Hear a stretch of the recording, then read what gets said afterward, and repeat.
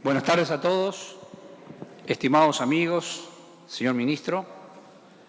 Nuestra Cámara, en cooperación con el CURI, Consejo Uruguayo para las Relaciones Internacionales, le da una muy calurosa bienvenida. Al comienzo de una nueva administración, le deseamos a usted y a su equipo el mejor éxito.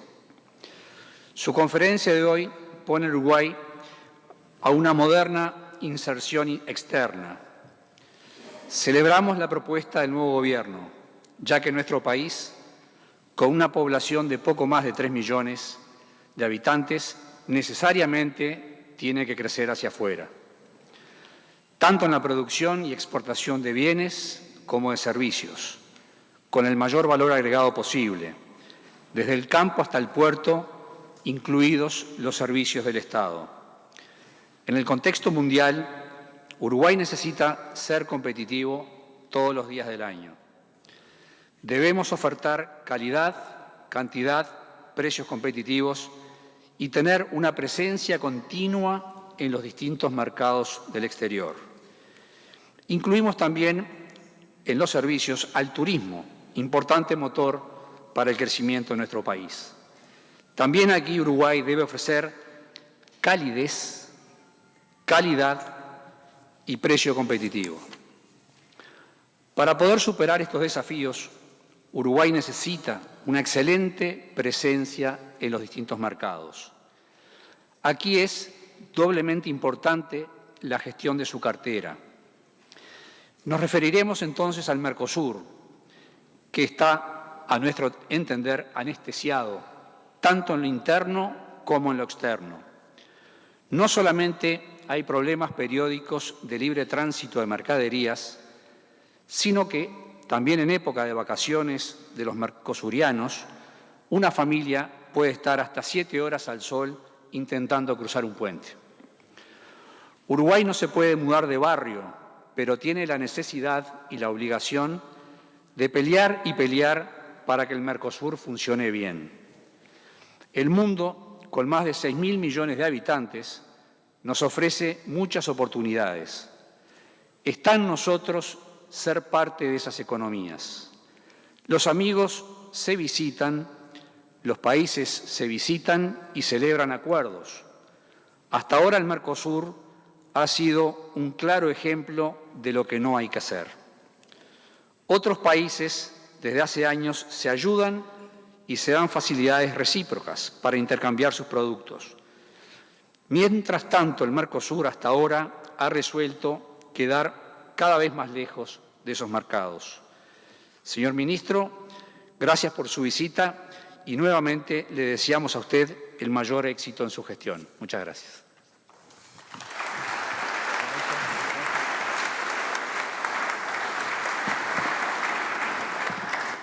Señor ministro de Relaciones Exteriores, señor presidente de la Cámara, señores miembros del cuerpo diplomático, legisladores, funcionarios diplomáticos de la Cancillería, estudiantes, empresarios. El Consejo Uruguayo de las Relaciones Internacionales fue fundado en el año 2003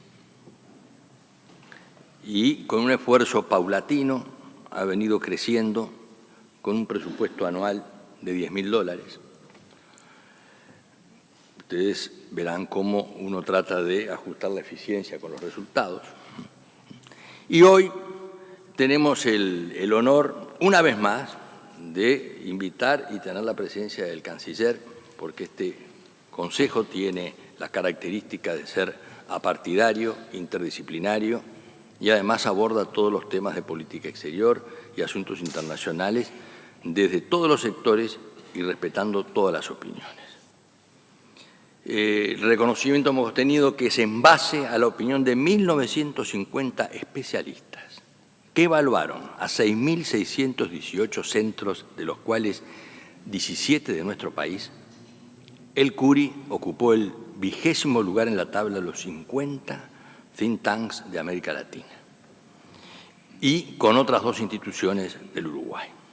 De manera que con este esfuerzo y con esta dedicación que le ponemos y con el silencioso trabajo de la Secretaria Ejecutiva, y de todos los que de alguna forma se acercan. Hoy tuvimos de mañana el Comité de Derecho Internacional, donde abarcamos todos los temas de la Corte Internacional Penal, de las cláusulas democráticas, tuvimos hace poco el de infraestructura, como vamos desarrollando. Todos participan de distintas áreas con el mejor de los espíritus, pero sobre todo para construir una visión de las ideas y de los aportes que hacen que un país tan pequeño, a pesar de las diferencias que se puedan tener, sea capaz de trazar una línea que le fortalezca su imagen y su presencia en sus principios y sobre todo en los valores que siempre ha defendido en la comunidad internacional. Ministro, bienvenido, muchas gracias por su presencia, así que es suya la palabra. Gracias.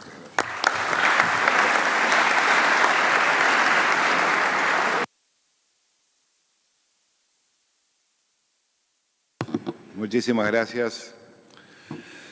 Me salteo el protocolo y les digo, estimados amigos y queridos compatriotas, no es la primera vez que estoy en este lugar, como no es la primera vez que estoy en el Curi. En todas las oportunidades que he comparecido siempre he tenido un calificadísimo auditorio, y esta, por cierto, no es la excepción. Lo que este auditorio es hoy, mucho más numeroso que los otros en los que he participado.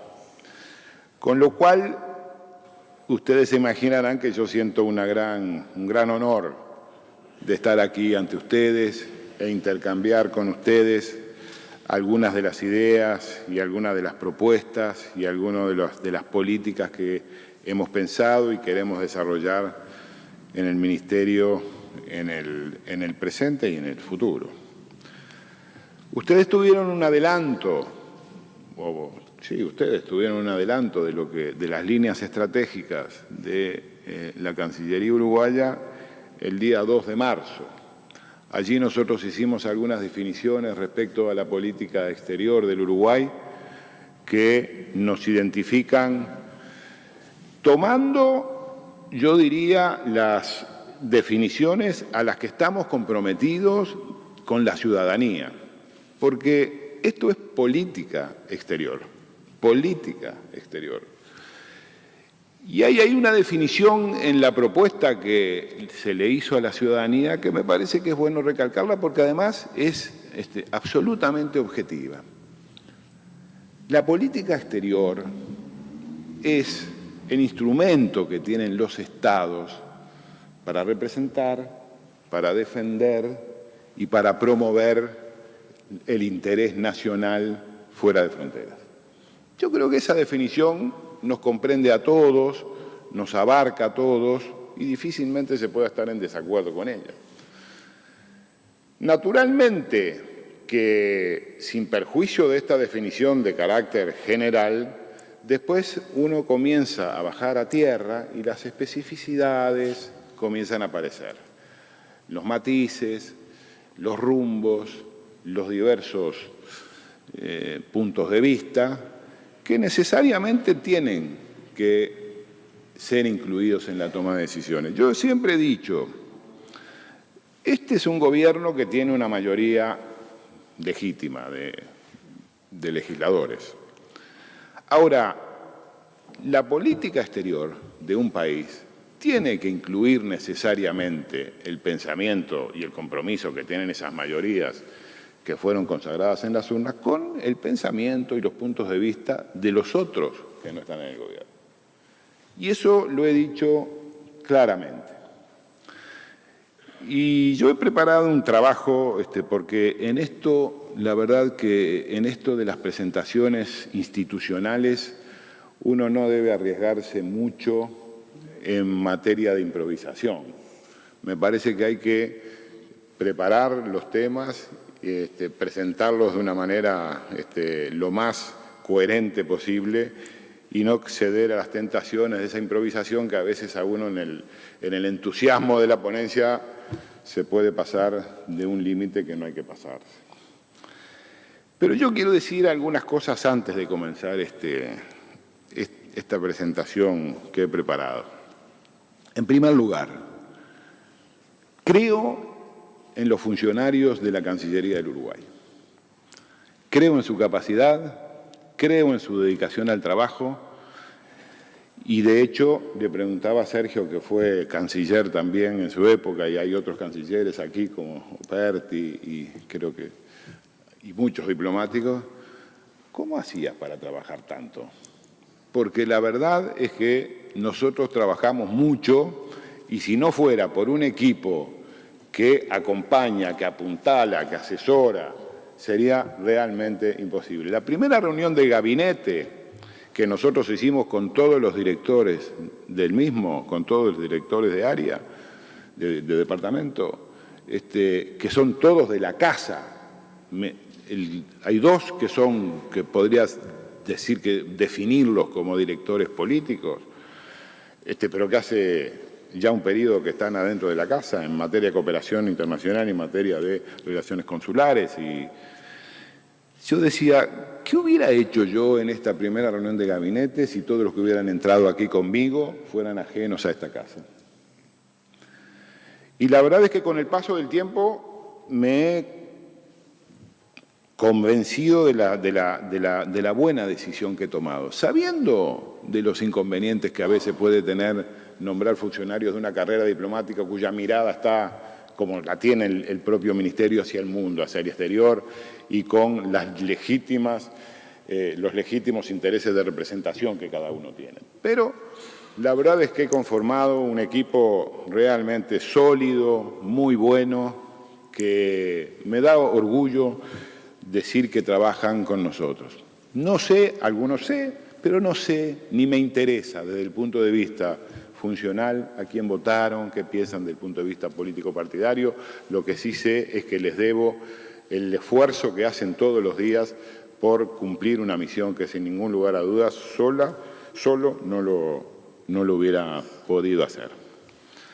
Entonces, desde ese punto de vista, y teniendo en cuenta además algo que yo quiero compartir con ustedes, en el sentido de que el presidente de la República, cuando me encomendó cuando me hizo este altísimo honor de encomendarme esta tarea, me dijo que él había estado en el Foreign Office de Londres y que le había mostrado allí una cantidad de fotos, y que el secretario de Estado, el ministro de Relaciones Exteriores de Gran Bretaña, le había mostrado allí las fotos. Dice, estas son las fotos de los cancilleres de antes de la guerra.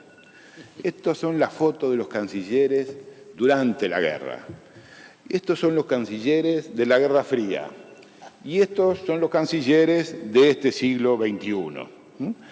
Con esto, y le dijo, estos del siglo XXI son todos con orientaciones, además de políticas, comerciales, fuertemente comerciales. Y la verdad es que eso me lo transmitió diciéndome, y yo quiero que el Ministerio de Relaciones Exteriores tenga una fuerte vocación comercial.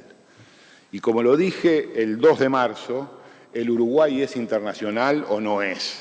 El Uruguay tiene que mirar hacia afuera, el Uruguay tiene que mirar al mundo.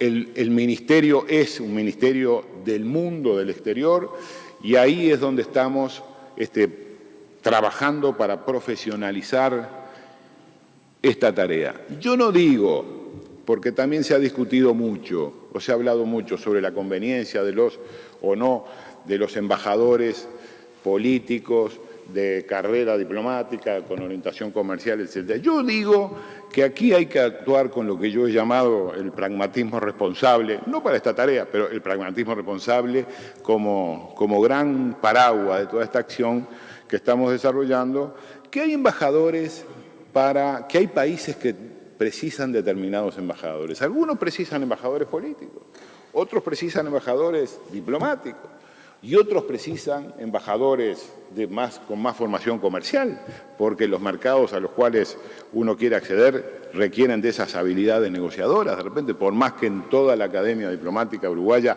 hay una fuerte tendencia a desarrollar las competencias comerciales. Y bueno, nuestra intención es precisamente ir matizando estas cosas e ir nombrando embajadores políticos así donde se precisan, ir viendo aquellos mercados donde precisamos embajadores con más potencialidad negociadora y otros donde realmente no pueden comprender que un país mande un embajador que no sea de carrera formal, etc. Así que no tengo ningún empacho en decir que no tengo ningún dogma en esto y que hemos apostado al realismo o al pragmatismo responsable. En consecuencia, como el presidente me encomendó esta tarea desde ese punto de vista, para nosotros el escenario internacional actúa como o se enmarca dentro de los límites que impone y define la globalización. La coyuntura en la que vivimos evidencia un mundo más interdependiente, más interconectado, en el que las distancias se reducen y la integración se hace impostergable. A su vez, se aprecia con claridad un mayor grado de complejidad en lo que hace al relacionamiento entre los Estados, que deriva en parte de la multiplicidad de actores existentes y del grado de incidencia que muchos de ellos poseen en los procesos de toma de decisiones. Para encarar estos desafíos hemos estado trabajando en la creación de un espacio de diálogo y consulta con representantes de los partidos políticos, de todos los partidos políticos, que sirva para el intercambio, como decía hoy, de opiniones en asuntos relativos a la política exterior del Uruguay. También, como dije, hemos apostado a los profesionales que tiene el Ministerio, porque creemos en la carrera administrativa, reconocemos el valor que tiene la capacitación permanente, la profesionalización de la función pública es para nosotros un valor esencial en este camino. Tanto el estímulo al diálogo interpartidario como la confianza depositada en todo nuestro equipo de trabajo con el que contamos son el testimonio de la importancia que le otorgamos al interés nacional por encima de los lucimientos personales o individuales. Lo dije el 2 de marzo, yo quiero que trascienda la gestión, no quiero trascender yo, quiero que trascienda la gestión. La formación y la mejora continua son elementos que no pueden dejar de guiar nuestro accionar, más aún teniendo presentes los cambiantes y dinámicos escenarios a los que nos enfrentamos hoy en día. El consumo y la producción han crecido a ritmos vertiginosos, los flujos de comercio se han ido estructurando en torno a grandes cadenas internacionales de valor que redefinen las vías a través de las cuales nuestros países comercian y se desarrollan. Los bienes ya no completan su proceso productivo en un único país o región. Por el contrario, se viene consolidando un proceso de relocalización de distintos segmentos de producción en lugares donde se encuentran mayores ventajas comparativas. De igual forma, los servicios han venido experimentando en los últimos años un proceso de fragmentación en base a la lógica del comercio global de tareas, una realidad que ha irrumpido en los más diversos lugares del planeta a través del fenómeno del offshoring. Nuestro país no es ajeno a ninguno de estos procesos. Esta redefinición de los esquemas de producción de bienes y de prestación de servicios es constante debido a cambios estructurales que modifican las condiciones sobre las que se desarrollan nuestras sociedades modernas. El primero de ellos es la revolución científico-tecnológica, que diariamente amplía el abanico de posibilidades para desarrollar más y mejores productos. El segundo es el desarrollo explosivo de las tecnologías de la información y la comunicación, que permite, entre otras cosas, prestar servicios en cualquier parte del mundo. En este escenario se ha procesado una discusión muy dura, mejor dicho, una rediscusión, un replanteamiento de las reglas y pautas que orientan el comercio internacional. Esta interpelación no solo comprende el conjunto de normas, sino también a las prácticas que muchas veces violentan y atentan contra las primeras. En este contexto, el estancamiento de la Ronda de Doha, iniciada en 2001, ha promovido la proliferación de acuerdos preferenciales de comercio. Actualmente, aproximadamente el 75% de estos son acuerdos de libre comercio. En efecto, el acuerdo de la Asociación Transpacífico, TPP, como dicen los americanos, TPP, como decimos los españoles, nosotros, por sus siglas en inglés, la Asociación Transatlántica del Comercio e Inversión, y un sinnúmero de acuerdos de libre comercio que afectan la forma directa del acceso a los mercados internacionales, son una consecuencia derivada del letargo que padece el principal foro multilateral en la materia.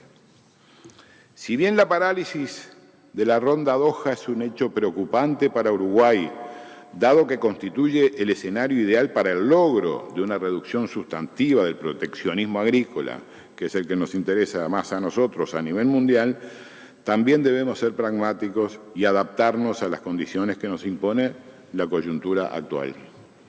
En un contexto de replanteos y redefiniciones, Uruguay no puede mirar para el costado. Nuestra historia nos impone, por circunstancias políticas, económicas, geográficas y sociales, una proyección internacional orientada a la apertura y al incremento de la productividad.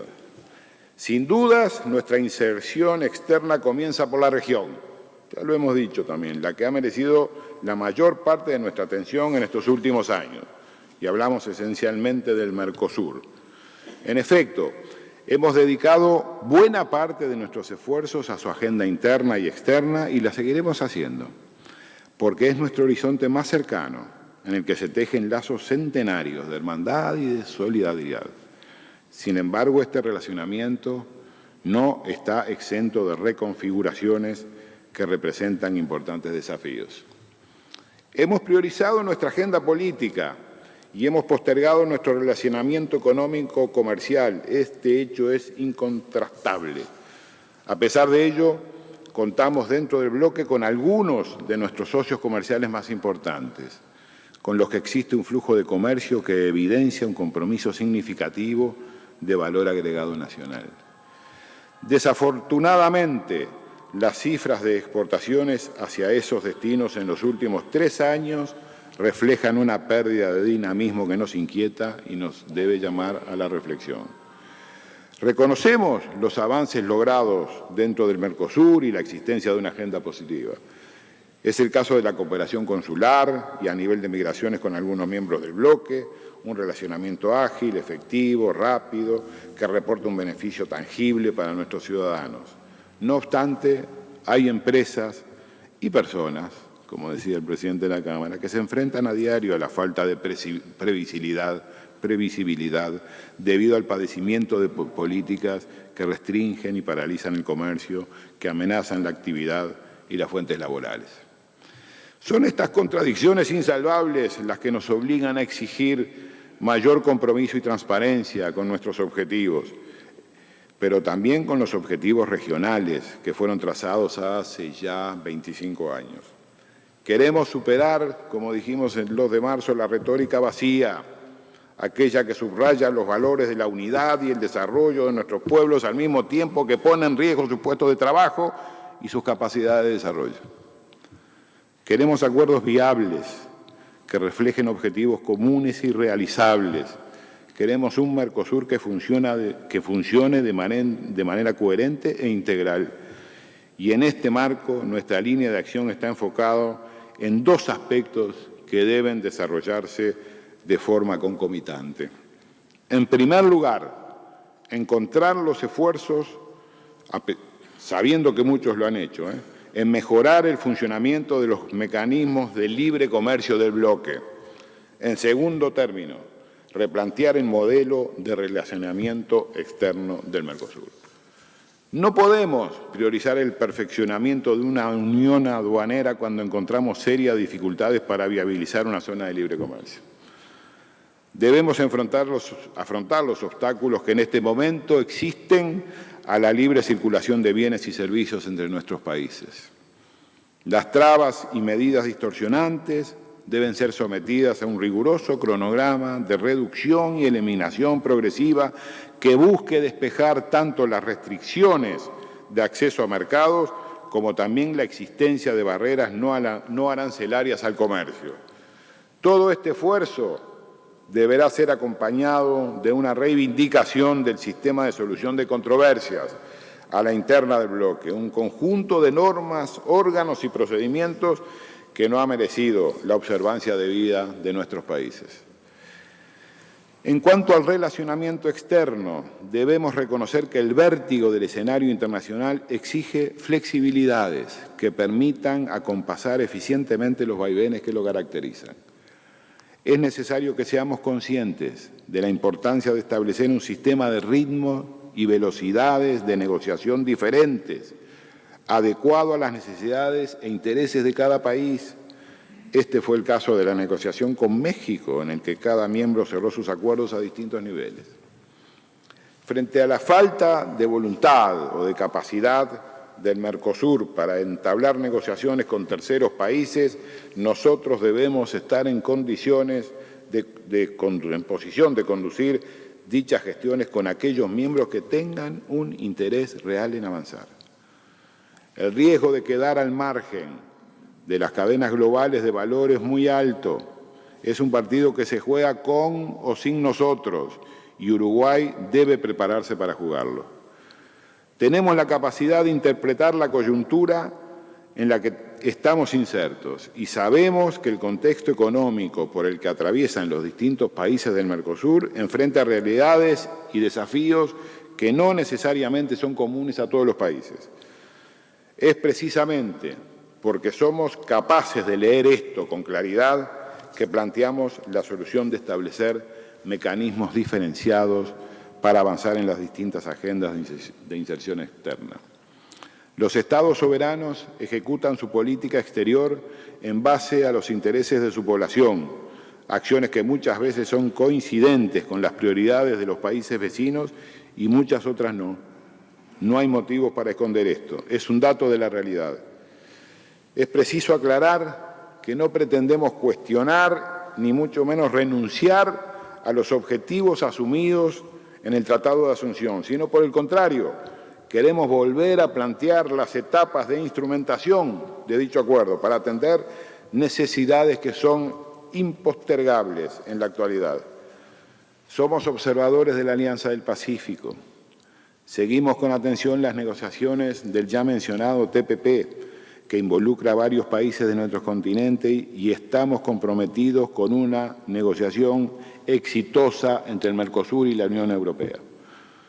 Nuestra política, en observancia al principio del universalismo, será la de negociar con todos aquellos interesados en expandir su comercio con nuestro país, sin distinciones.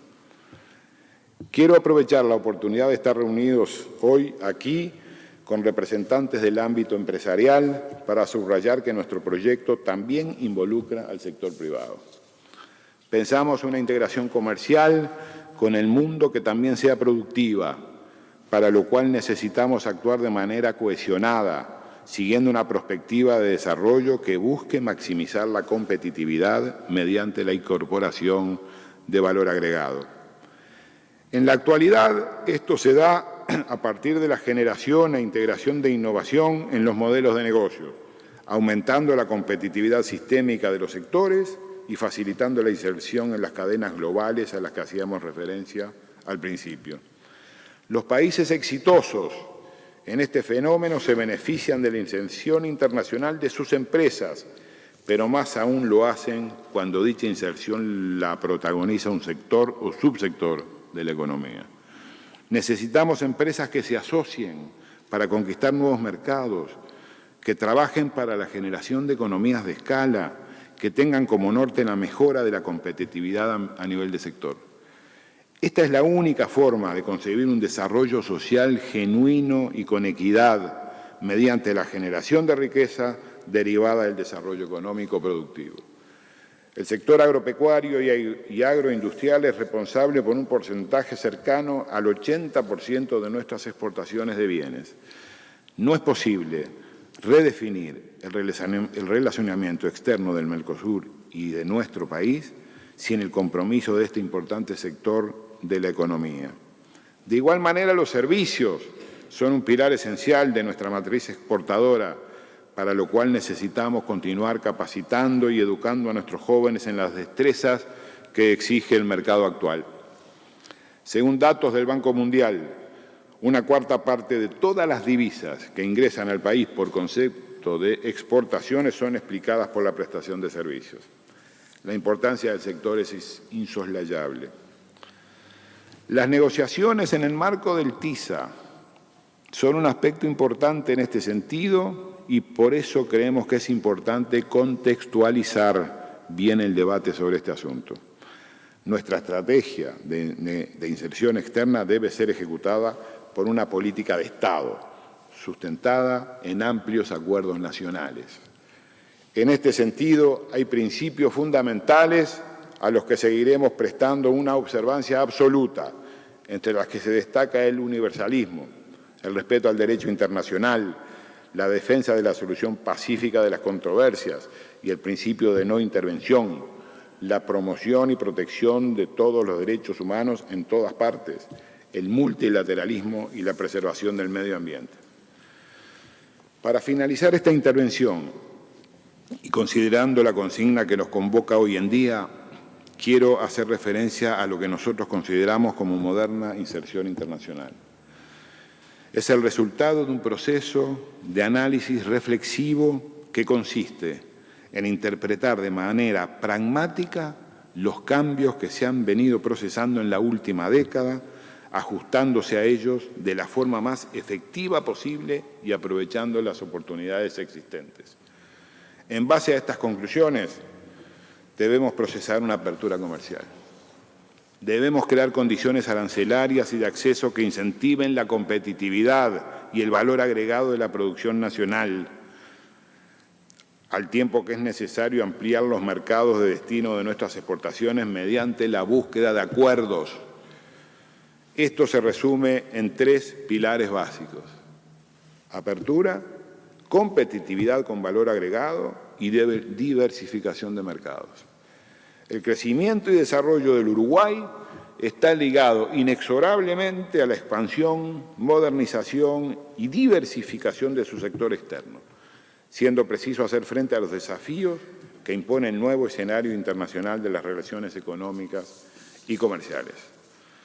Somos dueños de reconocimiento internacional por nuestros estándares de calidad, por nuestro especial cuidado del medio ambiente, por nuestro aporte a la construcción de diálogos y consensos y por la calidad de nuestros recursos humanos. Son activos que debemos capitalizar aún más para asegurar al país un futuro próspero.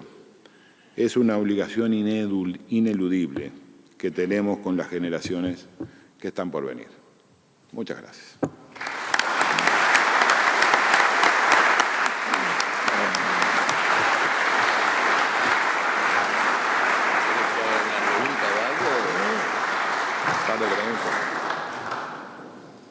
Como es el estilo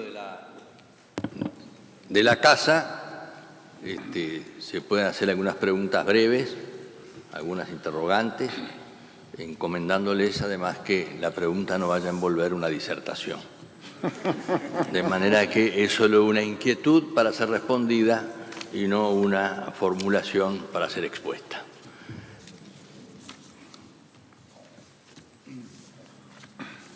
Tiene la palabra.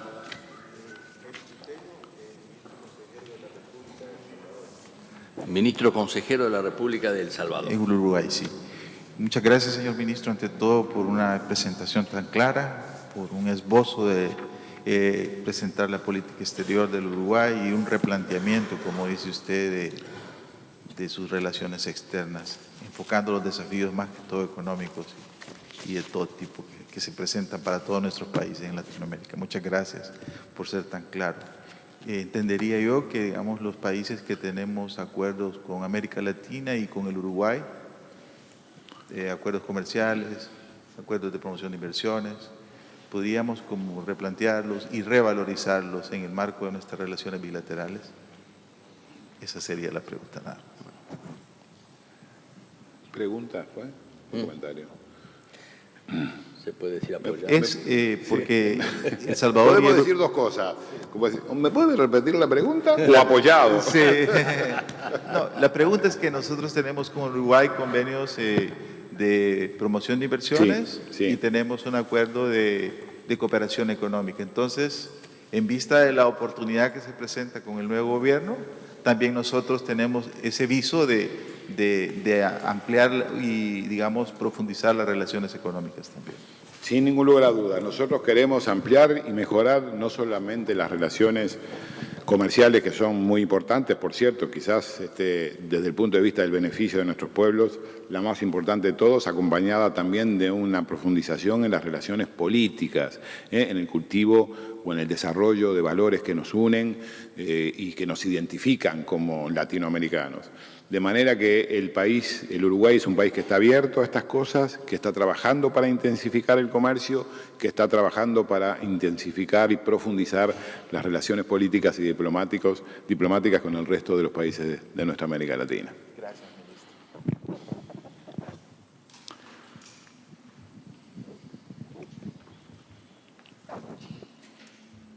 Bueno, existiendo un confortable consenso. Si no puedes mejorar el silencio, manténlo. Exacto.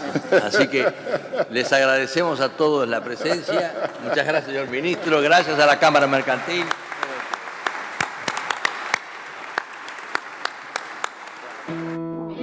Asuntos públicos. Para conocer mejor, para saber más.